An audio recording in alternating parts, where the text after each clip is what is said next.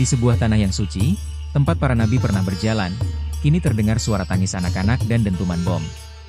Palestina, negeri yang telah menjadi saksi peradaban ribuan tahun, kini terjebak dalam konflik yang seolah tak pernah berakhir.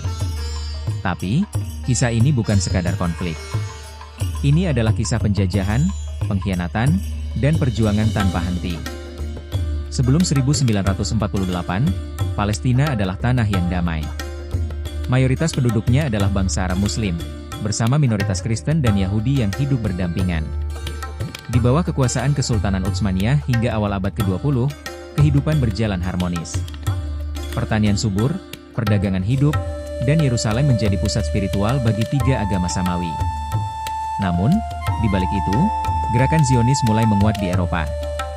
Mereka mengklaim tanah Palestina sebagai tanah yang dijanjikan, meskipun mayoritas penduduknya bukan orang Yahudi. Tahun 1917, Perang Dunia Pertama mengubah segalanya.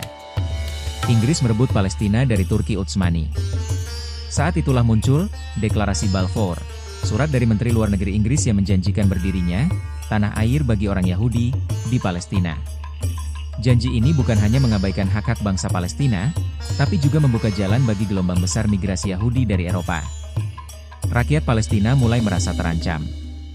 Tanah mereka perlahan dijual atau dirampas, sementara pemukiman Yahudi terus bertambah. Ketegangan memuncak. Pada 1948, Inggris meninggalkan Palestina, dan Zionis memproklamasikan berdirinya negara Israel. Bagi rakyat Palestina, ini adalah Nakba, bencana besar. Lebih dari 750.000 orang terusir dari rumah mereka, ratusan desa dihancurkan.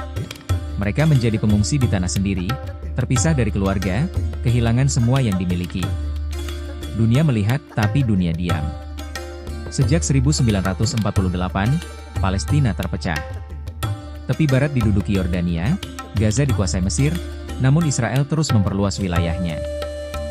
Perang demi perang terjadi, 1967, 1973, dan setiap kali, wilayah Palestina semakin mengecil. Yerusalem Timur, tepi barat, hingga Gaza satu persatu jatuh ke tangan Israel. Tapi rakyat Palestina tidak tinggal diam. Mereka membentuk PLO, melakukan intifada, perlawanan rakyat, meski dengan batu menghadapi tank. Mereka bukan hanya melawan untuk tanah, tapi untuk hak hidup sebagai manusia.